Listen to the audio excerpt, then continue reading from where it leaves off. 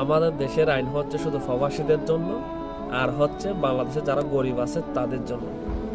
এই মেহেজামিন 14 বোতল মদ নিয়ে এয়ারপোর্টে গিয়ে ধরা গেছে। ধরা খাওয়ার পর তার থেকে মুচলেখা পর্যন্ত নেয় নাই, তাকে ছেড়ে দেওয়া হয়েছে। অথচ আমাদের বাংলাদেশে প্রবাসীরা যখন যায় তাদের লাগেজ কোনো মদর বোতল ছাড়াই সামান্য সামান একটু 19-20 হলে মাত্র আপনারা কেটে নিয়ে ফেলেন, ট্যাক্স বসাই দেন। মতো মাগিবাজ মেয়ে চিন্তা করে দেখেন, 14টা বোতল মদ নিয়ে ধরা খাইছে, এরপরও তাকে মুচলেখা পর্যন্ত নেয় নাই, তাকে ছেড়ে দেওয়া হয়েছে। তো এগুলোর কোনো মা বাপ আছে?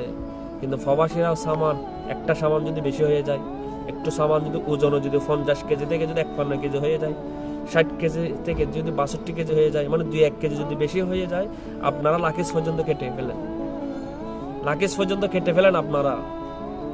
এরপরে কি করেন? ট্যাক্স বসাই দেন। তো বাংলাদেশের আইন হচ্ছে শুধুমাত্র প্রবাসীদের জন্য, যারা এখানে কামলা দেয়, যারা এখানে পরিশ্রম করে ফ্যামিলিকে টাকা পাঠায়। আপনারা বাংলাদেশের আইন হচ্ছে তাদের জন্য, এবং বাংলাদেশে যারা গরিব আছে তাদের জন্য বাংলাদেশের আইন। যারা প্রবাসী, যারা ফ্যামিলিতে দেখতে যায়, তারা কিন্তু মদের বোতল নিয়ে যায় না। ওরা মদের বোতল নিয়ে গিয়ে পর্যন্ত এয়ারপোর্ট থেকে সহজেই বাসা চলে গেছে, কোনো মুচলেখা পর্যন্ত নেয় নাই। এই বিষয়ে আপনাদের কোনো মতামত থাকলে অবশ্যই জানান। ধন্যবাদ, সবাই ভালো থাকবেন।